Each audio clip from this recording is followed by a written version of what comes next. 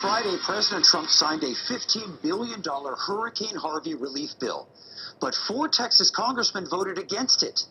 Here to talk about that decision, GOP consultant Edward Getterman and Glenn Smith from Progress, Texas. Now, the relief bill also included a temporary suspension of the debt ceiling. That's the reason 4 state lawmakers gave for voting against the necessary aid. Edward Getterman, do you think that reason is good enough to deny aid to fellow Texans?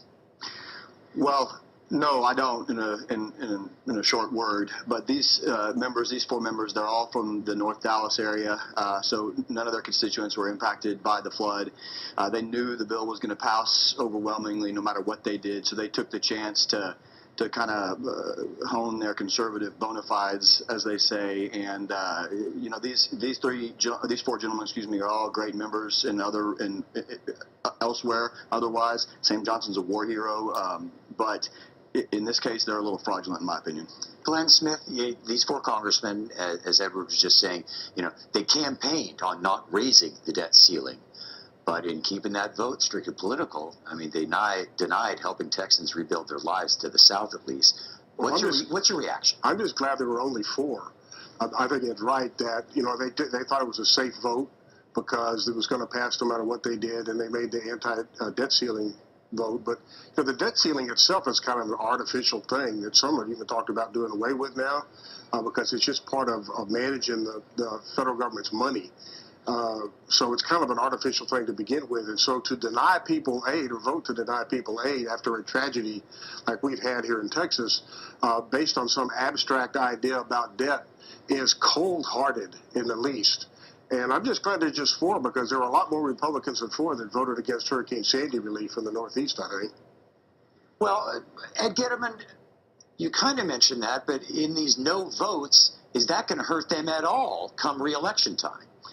I don't think so, because as I say, their districts weren't impacted by the aid. You can bet that if they had South Texas districts that had been suffered from Harvey, or God forbid, if there is a tornado one of these days that sets down in the middle of Joe Barton's district, he's going to be the first one on the floor of the House the next day asking for help.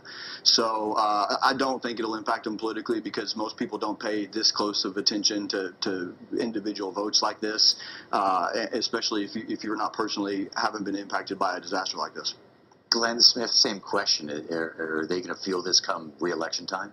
Well, with all the heroes that we saw during the course of the hurricane and right after the hurricane, that we only have 4 goats, I'm lucky, and we're lucky about that.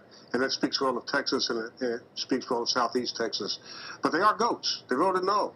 And, people are going to look at them out of the corner of their eye no matter where they pull the lever. These were terrible votes to vote against helping their fellow Texans. And I don't want to lose sight of one of the great things that we witnessed was people helping people during and after the storm. But that's what the people of Texas kind of do by habit in history. And let's don't let that get lost because 4 guys made a stupid decision.